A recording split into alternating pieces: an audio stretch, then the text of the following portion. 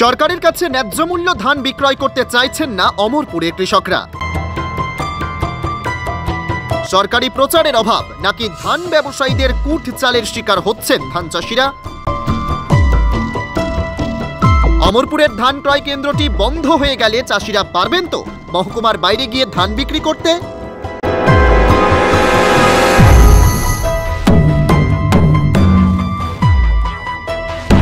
দেখতে দেখতে 5টি দিন অতিক্রান্ত হয়ে গেলেও প্রত্যাশা মতো ধান ক্রয় করতে পারছে না সরকারি কর্মীরা। চলতি মাসের 11 তারিখ থেকে অমরপুর উচ্চতর মাধ্যমিক বিদ্যালয়ের ভেতরের মাঠে সরকারিভাবে ধান ক্রয় করার জন্য শিবির খোলা হয়েছে। এই শিবির চলবে আগামী 30শে ডিসেম্বর পর্যন্ত। সবচেয়ে মজার ব্যাপার হলো বিগত সময়ে যখন এই ধান ক্রয় শিবিরকে কেন্দ্র করে চাষিদের মধ্যে যেমন একটা উৎসাহ ও উদ্দীপনা লক্ষ্য করা যেত, এবার যেন তার ছিটে ফোঁটাও নেই। 11ই ডিসেম্বর থেকে শুরু হবে বিগত 5 দিনে মহকুমার বিভিন্ন প্রান্ত থেকে আগত 49 জন কৃষক থেকে মাত্র 75 মেট্রিক টন ধান ক্রয় করা সম্ভব হয়েছে। কী কারণে কৃষকরা ধান বিক্রয় করতে চাইছেন না তা জানতে চাইলে মহকুমা কৃষি দপ্তরের এক কর্মকর্তা বলেন যে গত দিন কয়েক পূর্বে পরপর দুবার প্রাকৃতিক দুর্যোগের কারণে বেশ ভালো সংখ্যক কৃষক ধান কেটে এখনও ঘরে তুলতে পারেননি। তাছাড়াও ধান ব্যবসায়ীরা আচমকায় ধানের দাম বৃদ্ধি করে দেওয়ার ফলে কৃষকরা সরকারি বিক্রয় কেন্দ্রে ধান এনে বিক্রি করার পরিবর্তে ঘরে বসেই ধানগুলো বিক্রি করতে পারছেন বলে জানিয়ে উক্ত কর্মকর্তা আরও বলেন যে পর্যাপ্ত পরিমাণ ধানের অভাবে অমরপুরের ধান ক্রয় কেন্দ্রটি যদি বন্ধ হয়ে যায় তাহলে কৃষকরা পারবেন তো মহকুমার বাইরে গিয়ে ধান বিক্রি করতে? সরকারের কাছে ধান বিক্রয় না করলে ব্যবসায়ীদের কাছে চড়া দামে ধান বিক্রি করতে পারবেন কি? চলতি মাসের 20 তারিখের পর ধান বিক্রয়ের পরিমাণ অনেকটাই বেড়ে যাবে বলে আশা ব্যক্ত করে কৃষি দপ্তরের উক্ত আধিকারিক আরও বলেন যে সংকীর্ণ ভাবনা চিন্তার ঊর্ধ্বে উঠে কৃষকরা যদি নিজেদের বৃহৎ স্বার্থের কথা চিন্তা ভাবনা না করেন তাহলে তারা নিজেদের কপাল নিজেরাই পড়বেন। 11-12-2023 থেকে আজকে 16 তারিখ চলছে। 15 তারিখ অবধি 69.390 এমটি হয়েছে, 43 জন ফার্মার গেছে, আর 1553 ব্যাগ এখন অবধি আইসে মাঠে। তফাৎ কিছুই নেই, তফাৎ তো আছে, কৃষক ধান বেচবো কিন্তু এখনও মাঠের মধ্যে ধান রয়ে গেছে। কিছু কাটা হয়েছে, কিছু কাটা হয়েছে না। সামনে পরপর 2বার বৃষ্টি হওয়ানে কিছু ধান কৃষকের ঘরেও আছে, এখনও শুকায়নি ঠিক মতো। তার লিগা ওরা বস্তা বেড়ে হয়তো 20 তারিখের পরের থেকে মোটামুটি সবাই ধান নিয়ে মাঠে আসবে। ট্র্যাক্টর থাকে, এটা প্রতিবারই থাকে।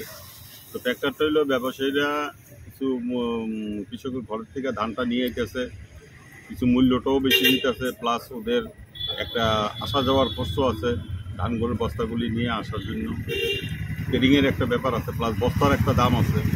ওইগুলো হিসাব করে অনেক কৃষকে যারা এই ক্ষমতাটা বা এটা বিয়ার করতে পারতেছে না তারা অনেকেই ব্যবসায়ীর কাছে বেঁচে লেগেছে। ব্যবসায়ীরা মোটামুটি 820, 830, 850 টাকাও আমি শুনছি কিনা নিতে থাকে কৃষক। 820 কি মন? মন মন মন দ্যাট মিন্স মন 40 কেজি। 40 কেজি কুইন্টালে যে কি হিসাব পড়ছে আপনাদের সাথে তাদের পার্থক্যটা কি থাকছে?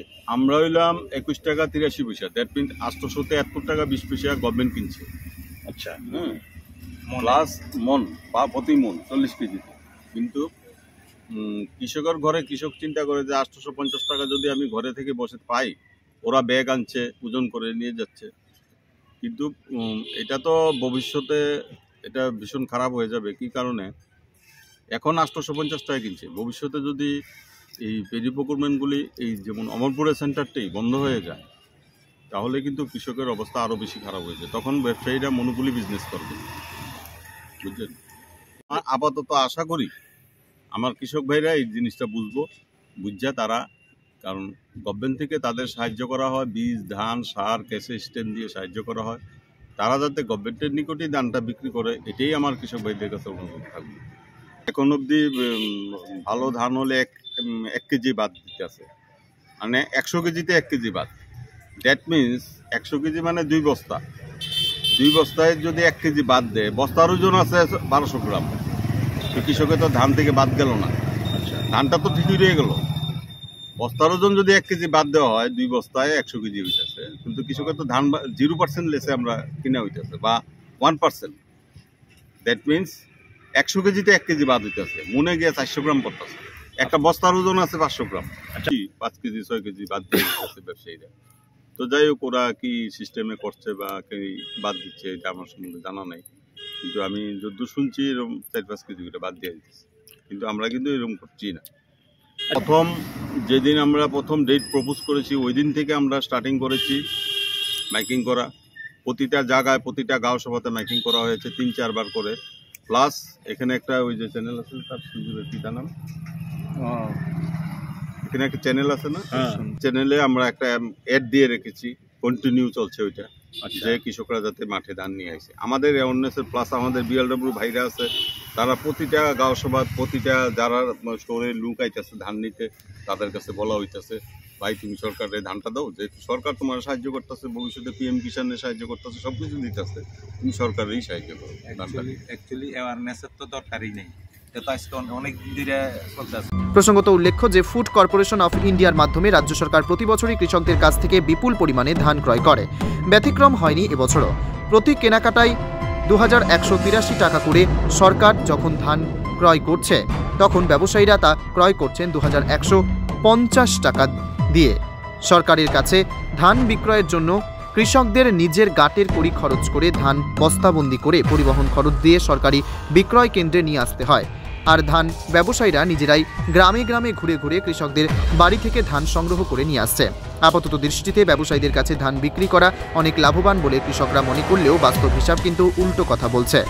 কারণ সরকারি বিক্রয় কেন্দ্রে ধান নিয়ে আসার জন্য পরিবহন এবং চটের বস্তার জন্য কৃষকদের যে টাকা খরচ হয়, ব্যবসায়ীদের কাছে সে টাকা খরচ না হলেও ব্যবসায়ীরা যেখানে বস্তার ওজন ও তুষ ধানের ওজন বাবদ প্রতি কুইন্টাল ধানে 5 কেজি করে বাদ দিয়ে দেন, সেখানে সরকারিভাবে মাত্র 1 থেকে 1.5 কেজি ওজন বাদ দেওয়া হয়। এমতো অবস্থায় হিসেবের মার প্যাচে ব্যবসায়ীরা কৃষকদের কৌশলে ঠকিয়ে গেলেও কোনো এক অজ্ঞাত কারণে কৃষকরা সরকারের কাছে ধান বিক্রয় করতে চাইছেন না। ব্যুরো রিপোর্ট, অমর বার্তা।